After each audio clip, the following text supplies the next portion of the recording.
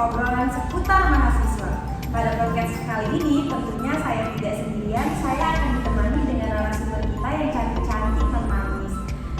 Seperti kata pepatah, tak kenal maka tak sayang. Oleh karena itu langsung saja akan saya perkenalkan narasumber kita. Yang pertama ada Kak Juliansi. Halo Kak Julian. Yang kedua ada Kak Zanani Abdullah. Halo Kak Zanani. Halo Kak Resti. Yang ketiga ada Kak Tasya. Halo Kak Tasya. Gimana nih kabarnya? Sehat ya? Sehat, alhamdulillah. Nah, jadi pada podcast kita kali ini kita akan membahas tentang perbincangan yang sangat hangat dibincang pada masyarakat nih, yaitu tentang ganti menteri, ganti kurikulum. Seperti yang kita ketahui nih bahwa negara kita cukup sering ganti kurikulum. Tetapi di sini kita bukan akan membahas masalah kenapa sih kurikulum ini sering ganti, tapi di sini kita akan mengupas mengenai kurikulum yang pernah berlaku di Indonesia, yaitu mulai dari kurikulum 1994 sampai kurikulum yang akhir-akhir ini sangat viral dan sangat sering diperbincangkan di masyarakat, yaitu kurikulum Merdeka.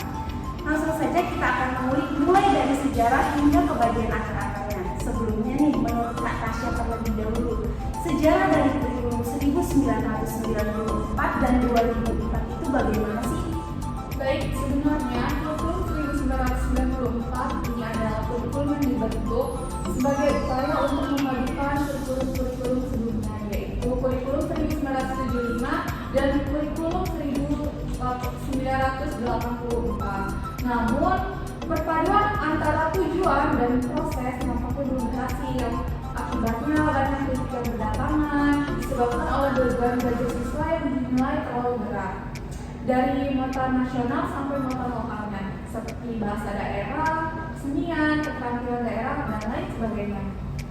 Untuk sementara kurikulum 2004 atau biasa disebut dengan KBK merupakan pengganti dari kurikulum 1994 itu. Suatu program pendidikan yang berbasis kompetensi yang harus mengandung 3 unsur pokok, antara lain yaitu pemilihan kompetensi sesuai spesifikasi, indikator-indikator evaluasi untuk menentukan keberhasilan pencapaian kompetensi, dan yang ketiga yaitu pengembangan pembelajaran. Wah, ternyata cukup berbeda ya dari kedua kurikulum ini.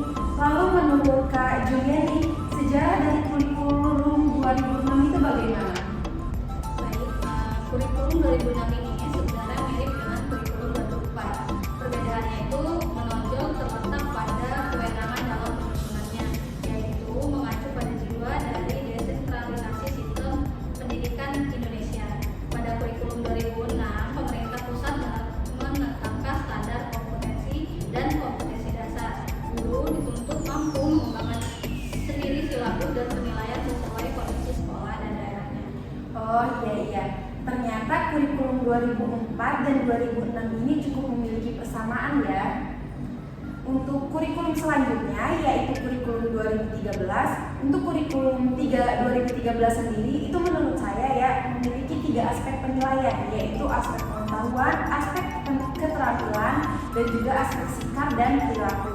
Di dalam 2013 ini terutama di dalam materi pembelajarannya itu terdapat materi yang dirampungkan dan juga materi yang ditambahkan. Itu menurut saya tentang kurikulum 2013. Selanjutnya menurut Kak Zanani, bagaimana sih kurikulum Merdeka itu sendiri?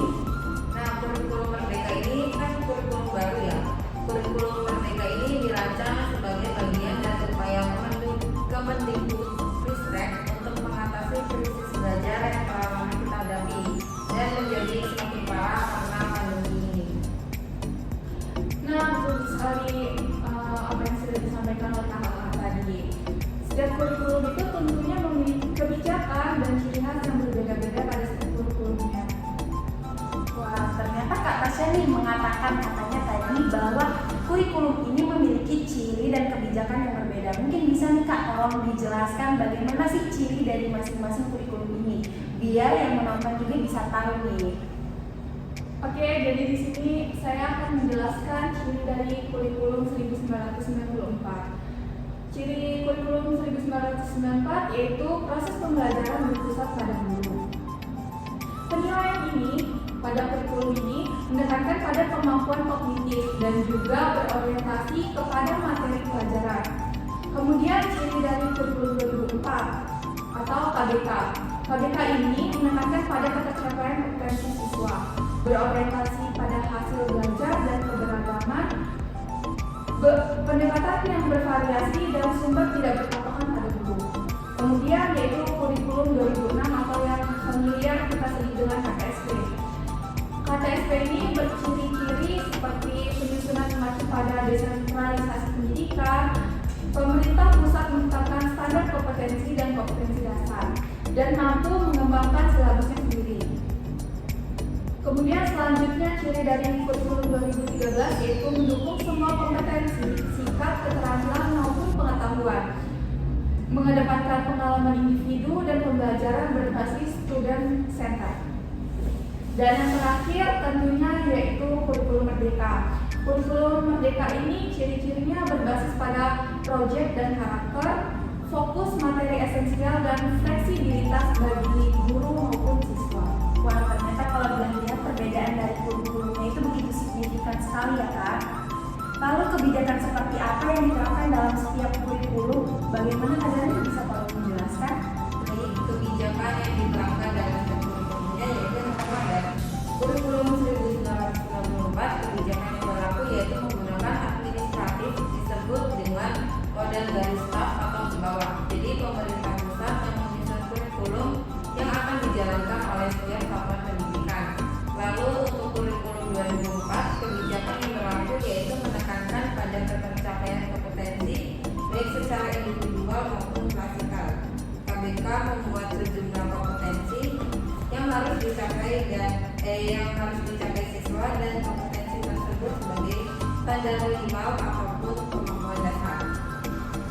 Kemudian untuk kurikulum 2006 sendiri, kebijakan yang berlaku yaitu sekolah memiliki full authority atau responsibility dalam menetapkan kurikulum dan pembelajaran sesuai dengan visi, misi, dan tujuan tersebut. Sekolah dituntut untuk mengembangkan strategi, menentukan prioritas, mengendalikan pemberdayaan berbagai potensi sekolah dan lingkungan sekitar, serta mempertanggungjawabkan kepada masyarakat dan pemerintah. Baik, kalau yang sudah dijelaskan oleh Kak Zahrani tadi tentang kurikulum 1994, 2004, dan 2006 ini, di sini saya ingin menjelaskan tentang kurikulum merdeka dan 13. Jadi kebijakan dari kurikulum 13 ini lebih kepada inovasi pendidikan, yaitu menawarkan konsep baru dalam merupakan pendidikan yang lebih baik. Sementara kurikulum merdeka fokus terhadap materi esensial sehingga terdapat waktu untuk pembelajaran yang mendalam bagi kompetensi dasar, contohnya literasi dan literasi. Nah, iya benar banget ya. Saya pernah baca nih di sebuah artikel, kalau tidak salah ya struktur dari kurikulum sendiri itu mengalami beberapa perubahan. Seperti pada kurikulum 1994 yang dimana beban belajarnya itu dalam 1 tahun itu pada kelas tinggi hanya tinggi itu sebanyak 40 jam pelajaran. Sementara pada kurikulum 2004 atau KBK itu beban belajar pada kelas tingginya hanya sebanyak 31 jam pelajaran. Itu benar tidak sih Kak kira-kira? Iya, benar sekali. Struktur dari masing-masing kurikulum tentunya juga berubah ya. Seperti yang sudah Kak Resti sebutkan tadi, salah satu contohnya dalam kurikulum 2006 atau KBK ini memiliki nilai efektif dalam melakukan pembelajaran, yaitu sebesar 34 sampai 38 minggu. Cukup berbeda kan jika dibandingkan dengan di Kak Resti sebutkan. Nah, dalam kurikulum 2013 dan mereka juga mengalami perubahan. Misalnya di kurikulum 2013 terjadi penambahan waktu guna pengembangan proses pembelajaran yang aktif dan terpusat pada siswa. Sementara di kurikulum mereka tidak terlalu banyak mengalami perubahan dari sebelumnya, kecuali mata pelajaran IPA dan mata pelajaran IPS yang digabung menjadi mata pelajaran IPAS. Beban belajarnya juga dibagi menjadi dua, yaitu ekstrakurikuler dan proyek penguatan Pancasila. Tadi kalau tidak salah ya, saya mendengar nih kata berpusat pada siswa. Nama lain kata berpusat pada siswa itu kan student center ya. Nah, sebenarnya student center itu apa sih Kak? Dan apakah ada perbedaan antara yang namanya student active learning dengan student center itu sendiri. Bisa dijelaskan Kak? Baik, di sini saya akan menjelaskan apa itu student center learning dan student active. Kalau student center learning adalah suatu model pendekatan ataupun metode pembelajaran yang menekankan siswa atau peserta didik sebagai pusat dari proses belajar mengajar. Nah, siswa itu dituntut lebih aktif, kreatif, inovatif, serta bertanggung jawab terhadap proses belajarnya sendiri. Sementara student active learning adalah pembelajaran yang mengajak siswa untuk aktif dalam mengikuti kegiatan pembelajaran tertentu. Ini yang menurut ahli yang bernama Hamdi mengatakan bahwa pembelajaran aktif adalah segala bentuk pembelajaran yang memungkinkan siswa berperan secara aktif dalam proses pembelajaran, baik dalam bentuk interaksi. Nah, interaksi itu ada interaksi antar siswa maupun interaksi siswa dengan guru.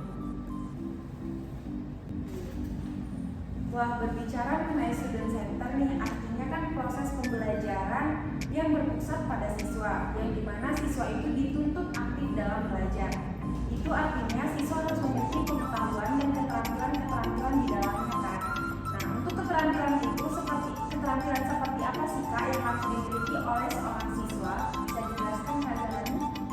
Pembelajaran abad 21 ini adalah pembelajaran yang mengintegrasikan kemampuan literasi, pencakapan pengetahuan, keterampilan dan sikap, serta penguasaan terhadap teknologi. Dalam kurikulum 2013 sendiri menguat pentingnya keterampilan abad 21. Keterampilan abad 21 yang dianggap bisa mengembangkan modal sosial dan modal intelektual ini biasa disingkat dengan 4C. Baiklah, saat ini saya akan menjelaskan apa itu 4C yang sudah dijelaskan oleh Kak Jalani tadi. Jadi 4C di sini adalah yang pertama yaitu C yang pertamanya yaitu critical thinking.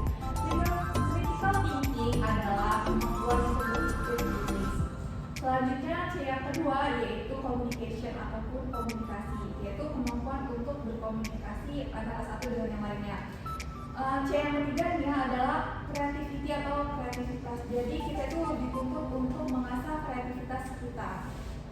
Dan yang C yang keempat yaitu collaboration atau berkolaborasi. Nah, berkolaborasi ataupun bekerja sama antara satu dengan yang lainnya. Nah, keempat kompetensi ini wajib dimiliki oleh siswa. Apalagi saat ini sudah banyak ya sekolah-sekolah yang menerapkan kurikulum merdeka. Meskipun kurikulum merdeka ini diterapkannya tidak sebanyak kurikulum 2013. Nah, apabila keempat keterampilan ini diterapkan, maka tentunya akan melahirkan kompetensi siswa yang tentunya berkompeten. Iya, benar sekali. Namun ya, faktanya dan operasionalnya ini menjadi sulit karena diserahkan kepada sekolah dan juga kepada guru setempat ya. Karena kurangnya pengetahuan ataupun kurang waktu, sejumlah guru itu tidak mampu mengoperasionalkan konsep yang baik itu. Guru-guru tersebut itu hanya menggantung kepada metode dan juga strategi pembelajaran mereka pada buku pegangan ataupun dokumen-dokumen yang sudah mereka terima. Dan juga operasionalnya 4C ini tidak akan membuat guru-guru kehilangan kreativitasnya. Justru guru-guru akan memperoleh inspirasi mengenai implementasi pembekalan keterampilan abad 1. Selanjutnya nih, saya mau tanya Kak terkait dengan program pembelajaran dalam kurikulum KPSP 2013 dan Merdeka itu menurut kakak-kakak bagaimana?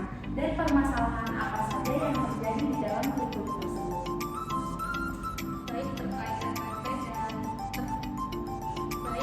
TPP pada KTSP menggunakan standar ISTI menggunakan kompetensi ISTI dan jam pelajaran harus disiplin serta tidak ada penyaluran sedangkan menggunakan kompetensi ISTI jam pelajaran lebih banyak dan ada sumber belajarnya.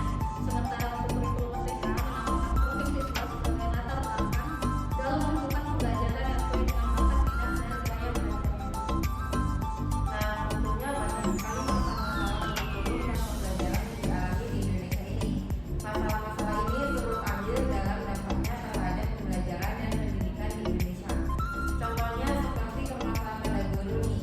Guru kurang berpartisipasi dalam pengembangan kurikulum disebabkan beberapa hal, yaitu misalnya kurang waktu, kekurangan kesesuaian pendapat, baik dengan sesama guru maupun kepala sekolah dan administrator karena kemampuan dan pengetahuan guru sendiri. Nah, yang ada masalah lain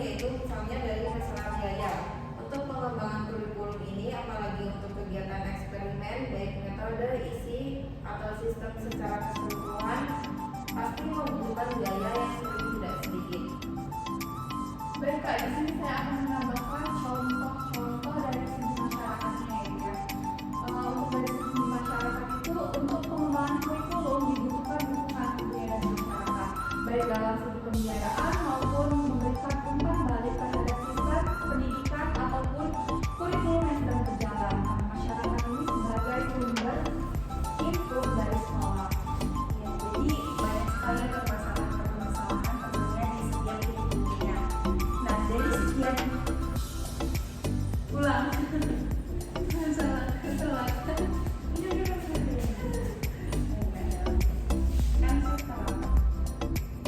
wah, ternyata pastinya di setiap kurikulum ini memiliki masalah-masalahnya masing-masing ya. Nah, dari sekian banyaknya kurikulum, menurut kakak-kakak nih, kira-kira kurikulum mana sih yang cocok untuk diterapkan di negara kita? Mau dari siapa dulu nih? Boleh deh dari Kak Zara terlebih dahulu. Baik, dari saya dulu ya. Menurut saya kurikulum yang tepat untuk diimplementasikan di Indonesia adalah kurikulum Merdeka, karena dalam kurikulum Merdeka ini peserta didik dibebaskan untuk memilih mata pelajaran sesuai minat bakatnya. Jadi peserta didik ini tidak mengalami paksaan dan mempelajari mata pelajaran yang mereka kurang suka. Jadi mereka lebih fokus pada pelajaran yang mereka sukai. Oke, baik. Selanjutnya siapa nih yang ingin menyampaikan opininya? Oke, baik. Silakan Kak Tasya. Baik, menurut pendapat saya, kurikulum yang cocok itu adalah KTSP, karena pembelajaran dalam KTSP ini seimbang. Dalam KTSP ini peran guru dan siswa itu benar-benar seimbang, tidak berat sebelah gitu. Nah, sementara pada kurikulum 2013 maupun kurikulum Merdeka itu kan menggunakan pendekatan student center kan, di mana siswa itu harus lebih aktif daripada guru. Nah, guru itu hanya sebagai fasilitatornya saja. Nah, kalau KTSP ini keduanya ini imbang. Nah, terus kelebihannya dari KTSP yang lainnya itu yaitu materinya lebih terkonsep dan jelas arahnya. Tidak seperti pada kurikulum 2013 ataupun kurikulum Merdeka yang menggunakan tematik. Nah, kurikulum KTSP ini juga sangat humanis yang memberikan kesempatan kepada guru untuk mengembangkan isi ataupun konten kurikulum sesuai dengan kondisi sekolah, kemampuan siswa, dan juga kondisi daerahnya masing-masing. Kurikulum KTSP juga ini mampu meningkatkan mutu pendidikan melalui kemandirian dan inisiatif sekolah dalam mengembangkan kurikulum, mengelola dan memberdayakan sumber daya manusia. Baik, terima kasih Kak Tasya. Untuk selanjutnya dipersilakan kepada Kak Julia untuk menyampaikan opininya. Baik, terima kasih Kak Esti. Jadi di sini saya akan menjelaskan kurikulum yang tepat digunakan di Indonesia dalam mengajar. Kenapa demikian? Karena kurikulum ini bagus untuk membentuk kreativitas anak dan melatih keberanian mereka. Penilaian juga dinilai dari sikap, perilaku, dan keaktifannya di dalam kelas. Jadi guru harus sangat teliti dalam mengamati dan mengawasi perkembangan murid-muridnya. Namun tidak dapat kita pungkiri juga bahwa banyak sekali pihak-pihak yang menentang dengan diterapkannya kurikulum 2013 ini. Tetapi sebenarnya jika kita lebih mendalami tentang metode-metode pengajaran yang terdapat pada kurikulum ini, kita akan menemukan kelebihan-kelebihannya pada kurikulum 2013 ini dibandingkan dengan kurikulum yang ada sebelumnya. Nah, jadi kelebihan yang terdapat pada kurikulum 2013 ini yaitu menuntut siswa untuk lebih aktif dalam pembelajaran, kreatif dalam menyampaikan ide-idenya, dan inovatif dalam mencari masalah. Penilaian pembelajaran dalam kurikulum ini juga dinilai dari semua aspek. Siswa tidak hanya dinilai dari hasil ujian itu saja, tetapi juga dinilai dari kesopanan, religi, dan sikap bagaimana siswa terhadap guru. Baik, itu menurut pendapat saya Kak Esti. Wah, baik. Itu ya, jadi sobat belajar. Jadi setiap kurikulum itu pasti memiliki kelebihan dan juga kekurangannya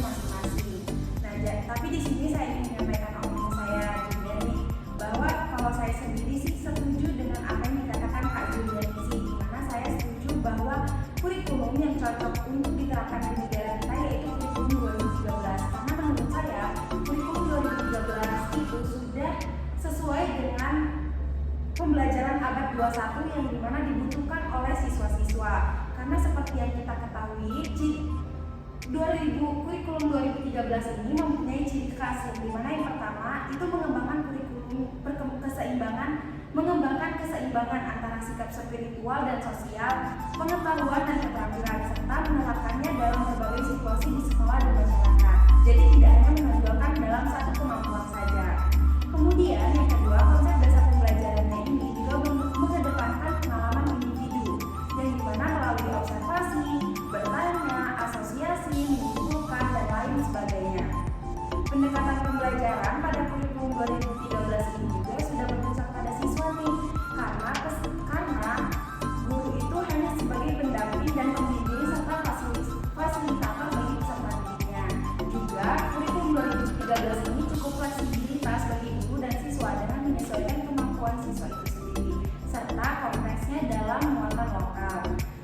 Tidak hanya itu, dalam kurikulum 2013 ini juga ia berorientasi pada pengembangan kompetensi, bukan saja bermain kognitif tetapi aspek afektif dan juga psikomotornya perlu dikembangkan dalam secara komprehensif. Jadi itu tadi podcast kita, sobat belajar. Sekian podcast kita kali ini. Terima kasih sudah menonton podcast kita kali ini. Jika banyak kurangnya kami minta maaf. Kami akhiri. Wassalamualaikum warahmatullahi wabarakatuh. Dadah.